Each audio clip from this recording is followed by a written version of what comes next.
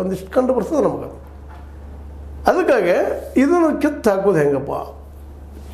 ಅದಕ್ಕಾಗಿ ಅದು ಈಗಾಗಲೇ ನಮ್ಮ ನಿಮ್ಗೆ ಗೊತ್ತದ ಶಾಸಕ ಆಗಿದ್ದು, ಇದಕ್ಕಾಗಿ ಒಂದು ಏನಪ್ಪ ಅಂತ ಸಪ್ರೇಟ ಅಂತ ಈ ಕೊಲೇಜಮ್ ಕಿತ್ತಾಕಿ ಇನ್ನೊಂದು ಮಾಡೋದು ನಾವು.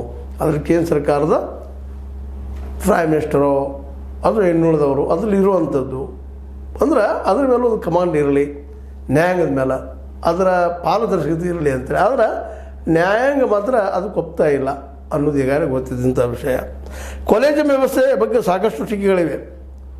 ಸ್ವತಃ ಗವಾಯಿಯವರು ಹೇಳ್ತಾರೆ ಟೀಕೆಗಳಿದ್ದಾವಪ್ಪ ಇದ್ರ ಬದಲಾಗಿ. ಆದರೆ ವ್ಯವಸ್ಥೆಯಲ್ಲಿ ಲೋಪಗಳಿಗೆ ಕಂಡುಬರುವ ಪರಿಹಾರವು ನ್ಯಾಯಾಂಗದ ಸ್ವತಂತ್ರಕ್ಕೆ ಧಕ್ಕೆ ತರುವಂತೆ ಇರಬಾರದು.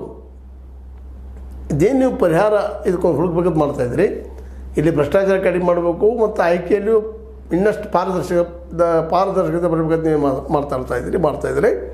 ಅದರಿಂದಾಗಿ ನ್ಯಾಯಾಂಗದ ಒಂದು ಸ್ವತಂತ್ರತೆ ಅದು ತನ್ನದೇ ಅಂತ ಒಂದು ನಿರ್ಧಾರ ತೆಗೆದುಕೊಂಡು ಹೇಳುವಂಥ ಮತ್ತು ಅದಕ್ಕೆ ಒಂದು ಪ್ರಶ್ನೆ ಮಾಡಲಾರಂಥ, ಆದ್ರೆ ಪ್ರಶ್ನೆ ಮಾಡಲಾರ್ದಂಗೆ ನ್ಯಾಯ ಹೇಳುವಂಥ ಒಂದು ಶಕ್ತಿ ಅದಕ್ಕದ. ಅದಕ್ಕೆ ಧಕ್ಕೆ ಬರಬಾರ್ದು ಸ್ವಾತಂತ್ರ್ಯಕ್ಕೆ. ನ್ಯಾಯಮೂರ್ತಿಗಳು ಬಾಹ್ಯ ನಿಯಂತ್ರಣದಿಂದ ಮುಕ್ತವಾಗಿ ಕಾರ್ಯನಿರ್ವಹಿಸುವಂತಿರಬೇಕು. ಹೊರಗಿನವ್ರು ಯಾರೋ ಹಸ್ತಕ್ಷೇಪ ಮಾಡಬಾರ್ದು.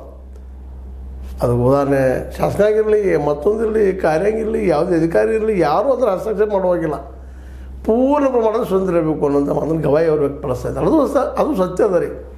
ಯಾಕಂದ್ರೆ ಈ ಶಾಸಕ ಕಾರ್ಯಾಂಗ ಸರಿಯಾಗಿ ಕಾರ್ಯ ಮಾಡಬೇಕಾಯ್ತು ಅದ್ರಾಗ ಅವ್ರು ಹೇಳಿದ್ರೆ ಹಸ್ತಕ್ಷೇಪ ಇತ್ತಂದ್ರೆ ಅವ್ರು ಸ್ವತಂತ್ರವಾಗಿ ನಿರ್ಧಾರ ತೆಗೆದುಕೊಳ್ಳೋಕೆ ಆಗೋದಿಲ್ಲ. ಈಗ ಉದಾಹರಣೆಗೆ ತೊಗೊಳ್ರಿ, ಈಗ ಚೀಫ್ ನಿಮ್ಮ ಇಲೆಕ್ಷನ್ ಕಮಿಷನರ್ ಸ್ವಂತವಾಗಿ ಏನೋ ನಿರ್ಧಾರ ತೊಗೊಳ್ಳಿಕ್ಕೆ ಸಾಧ್ಯ ಇಲ್ಲ. ಆದರೆ ಯಾಕಪ್ಪ ಅಂತಂದ್ರೆ ಶಾಸಕರ ಹಸ್ತಕ್ಷೇಪ ಅದ.